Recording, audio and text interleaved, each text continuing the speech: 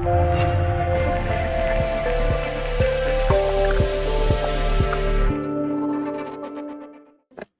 friends, welcome to Swayam Shikshaa. This is Ram Sudhir. We are here with one more theme, and this is one such theme where there can be one prelims question. Okay, so I've selected a theme called as inequalities. Of course, here we are going to mainly focus on inequalities when it comes to the economic angle. Okay, so when I use the word inequalities, okay, so basically we should understand that as per UN, inequality is defined as a state of not being equal, especially in status or rights or even opportunities, etc. But economic inequalities basically is differences in income or expenditure. So when it comes to economics, we are more interested in this area, your spending capacity or the income or wealth. Okay, but at the same time, there are social inequalities as well. So these social inequalities are basically expressed as the differences mainly because of maybe region, religion, gender, all these. Okay, so our focus basically for the prelims exam here is mainly with respect to the economic inequalities and how it is measured basically. So here what becomes important is how is it measured. Okay, so here I've taken an example, differences in inequalities. Basically this is differences in expenditure. So we have taken population, that is bottom 20% poorest, okay, are spending, this is cumulative expenditure, let's say they're spending 8%, and the richest 20% are spending 45%. This is in one country. Let's say there is another country where expenditure is, let's say, bottom 20 is spending only 4, but top 20% richest population is spending around, let's say, 70% of the population, 70% of the expenditure. So that means inequalities are more when it comes to the second country in comparison to the first country. This is the observation here. Okay, then how is it measured basically? So how is it measured? There are different ways. These things are important for the exam. That is the measurements basically. So one is basically we call it as the quintile ratio. One aspect of measurement is quintile ratio. Okay, so what is this quintile ratio? It is nothing but the income or expenditure of top 20% of the population, income or expenditure of top 20% to the income or expenditure of bottom 20%. Bottom 20%. This is what is called as quintile. So when I use the word decile, it is basically you're comparing 10%, top 10% to bottom 10. But quintile basically compares the top 20% of the population in terms of income, or it can be expenditure, to the bottom 20% of the population. So this is one way of measuring inequality. And we also have another way of measuring inequality that is basically very famous, which is called as Palma ratio. Now slight difference is there. So Palma ratio will try to understand. So Gabriel Palma basically has come up with Palma ratio. He felt basically inequalities are high at the bottom 40%. So here he makes a comparison of income or expenditure of top 10%, He's going to compare top 10% to the income or expenditure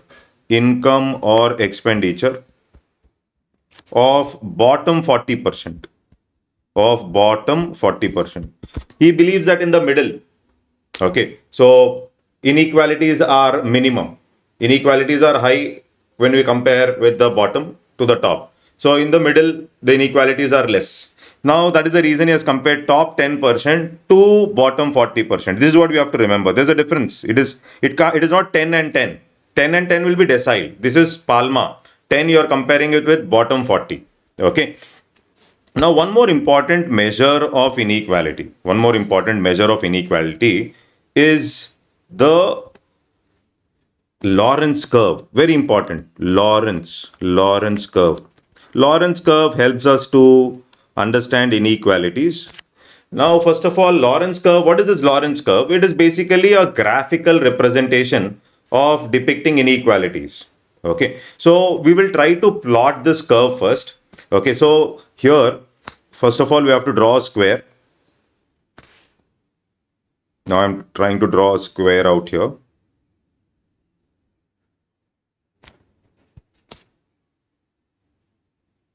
Okay. Now, on the x-axis, I'll be taking cumulative percentage of population. Cumulative percentage of population. Okay. And I am taking cumulative percentage of population from poor to rich. Okay. So that is if this is 0, poor 10%, 20%, 30%, 40, 50. Poorest 50%. Okay. So we are taking from the poorest to the rich. Okay. So here cumulative percentage. This is the poorest 10%, poorest 20%, poorest 30 to the rich. So cumulative percentage of population, I've taken it on the x-axis, and I am taking, you can take income also. I am taking cumulative percentage of expenditure. Expenditure. You can take income or expenditure. Okay. Now, so here again 10, 20, 30, this is 50. Okay, and this is 100, 60, 70, 80. Okay, cumulative percentage. Now, I am joining 2 points here. This is a 45-degree line, 45-degree line. And this line is called as the line of absolute equality. This line is, it's an imaginary line, obviously, because you don't have this kind of, that means 10% of the population, top bottom 10% is holding 10% of income, 20% is holding 20%, 30% is holding 30, 40 is holding 40, 50% is holding 50% of the income, like this. So that is the reason this is basically called as line of absolute equality. Line of absolute equality. This is not obviously real. Okay, so this is something like where 10% of the population is holding 10, 20 is holding 20, 30 is holding 30. Okay, so bottom 50 is holding 50%, like that. Okay, now let's try to plot our graph which we have discussed, for example, in the previous case. Okay, so let's try to plot this particular thing on our graph. Bottom 20% is holding 8%. Okay, bottom 20% is holding 8% means, okay, so bottom 20%, let me change the color. Okay, so bottom 20% is holding 8%. Okay, and top 20% is holding 45. Top 20 is holding 45 means top 20, bottom 80% will hold, bottom 80% is holding 55. Top 20 is holding 45 means bottom 80% will hold 55%. So let's plot 67, 80%. Okay, this is 80% should hold 55. Okay, so now once I start joining this graph, these points,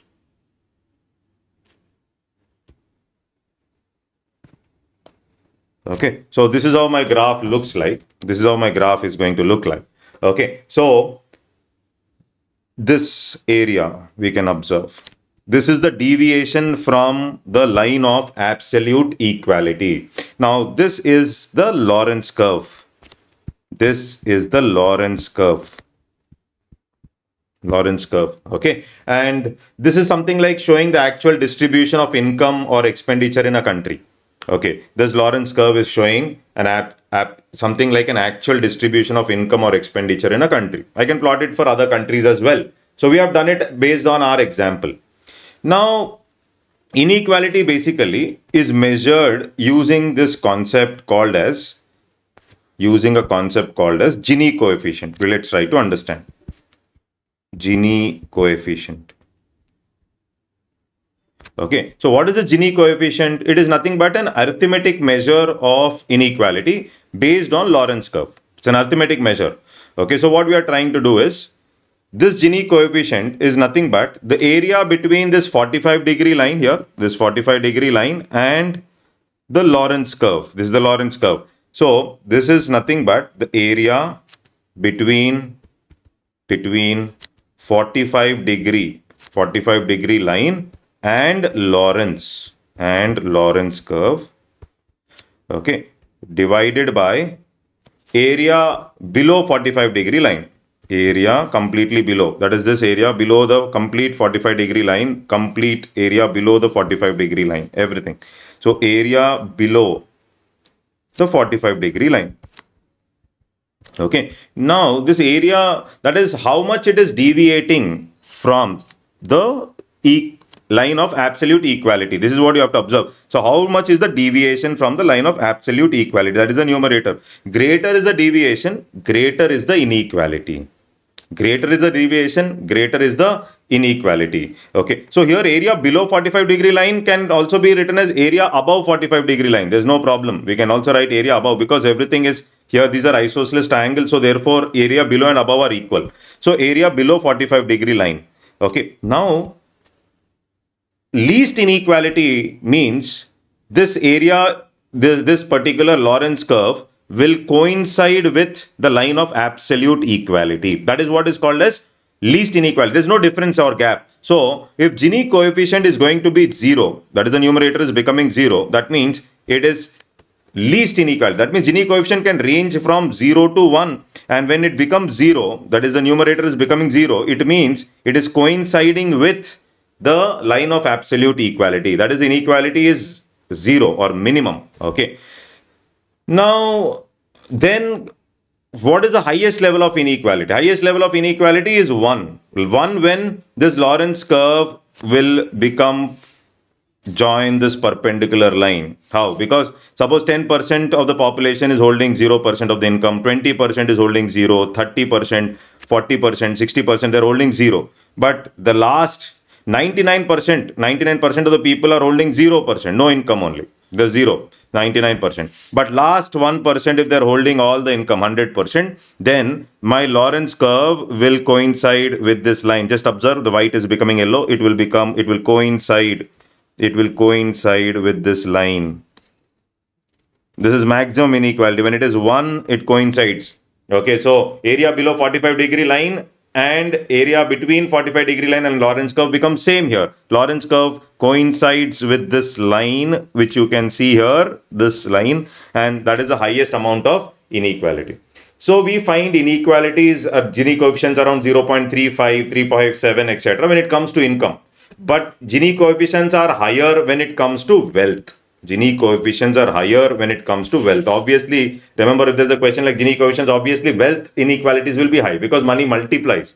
You have income, you invest, and that multiplies. And those with income will have higher wealth, and inequality will be on a higher side. Okay, so when it comes to measuring inequalities with respect to wealth, okay, so we have several reports. One is this very famous report, which we call it as the Oxfam report, given by Oxfam International. Okay, so it talks about inequalities with respect to wealth as well as with respect to income.